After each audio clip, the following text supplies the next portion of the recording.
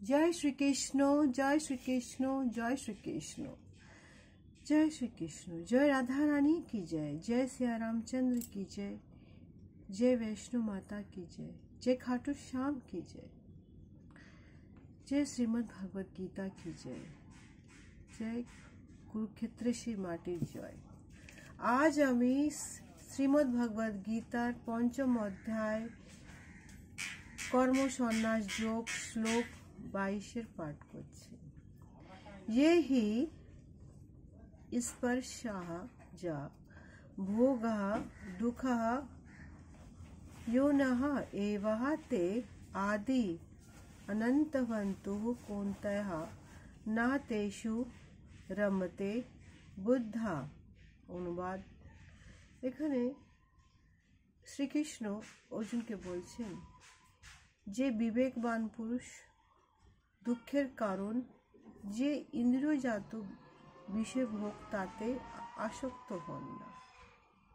হে কৌন্তেয়, অর্থাৎ হে কুন্তি পুত্র অর্জুন, এই ধরনের সুখ ভোগ আদি এই ধরনের সুখ ভোগ ইত্যাদির মায়ার অন্তর্ভুক্ত, তাই জ্ঞানী ব্যক্তিরা তাতে প্রীতি লাভ করেন না। জয় শ্রীকৃষ্ণ, জয় শ্রীকৃষ্ণ, জয় শ্রীকৃষ্ণ। শ্লোক 23। শ্লোকন্তে ইহ এবঃ यः सौरुमः प्राकः शरीरः विमुख्यतः कामः क्रोधः उद्भवं वेगं सा युक्तः सा सुखी नरः। অনুবাদ। এই দেহ অনুবাদ হচ্ছে এই দেহ ত্যাগ করার পূর্বে যিনি কাম ক্রোধ থেকে উদ্ভূত বেগ সহ্য করতে সক্ষম হন তিনি যোগী এবং তিনি জগতের তিনি সুখী হন। তাৎপর্য হচ্ছে এখানে ভগবান বলতে চেয়েছেন অর্জুনের মাধ্যমে সমস্ত মানব জাতির জন্য কি আমাদের জীবনে ছ রকমের বেগ হয়। বাচোবেগ, ক্রোধাবেগ, মনোবেগ, উদরবেগ, উপস্থাপনা বেগ, জিহ্বাবেগ। যিনি ইন্দ্রিয়র এই সমস্ত বেগ ও মনকে বশ করে সক্ষম হন তাকেই বলা হয় গোস্বামী, অর্থাৎ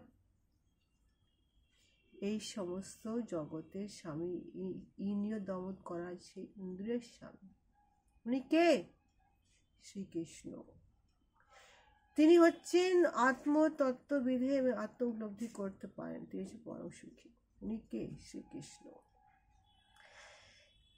এখানে আমি যেটা মনে করি সেটা হচ্ছে কি আমাদের এই যে 6টা বেগ, কৃষ্ণ ছাড়া এই সমস্ত বেগকে কেউ জিততে পারে না।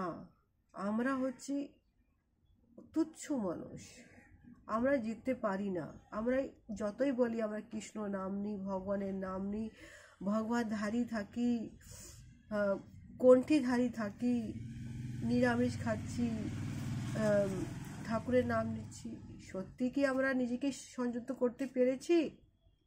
না, করতে পারিনি। আমাদের সংযত করার মেন যে বাধা সে হচ্ছে আমাদের উদর।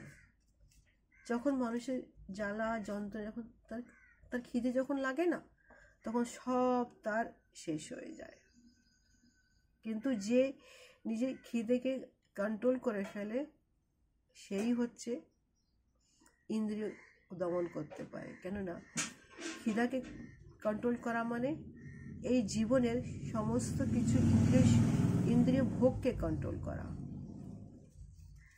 এই উদরের যে বেগটা, এর থেকে তো সমস্ত এই পৃথিবীতে সমস্ত কার্যক্রম বলে না, যদি পেট না থাকতো তাহলে কেউ কাজ করতে পারতো না। এই পেট হচ্ছে সমস্ত কিছু কাজ। কিন্তু ভগবানের নাম করলে, কৃষ্ণ ডাকলে আস্তে আস্তে আমরা ইন্দ্রিয়কে দমন করতে সক্ষম হই। জয় শ্রীকৃষ্ণ, জয় শ্রীকৃষ্ণ, জয় শ্রীকৃষ্ণ।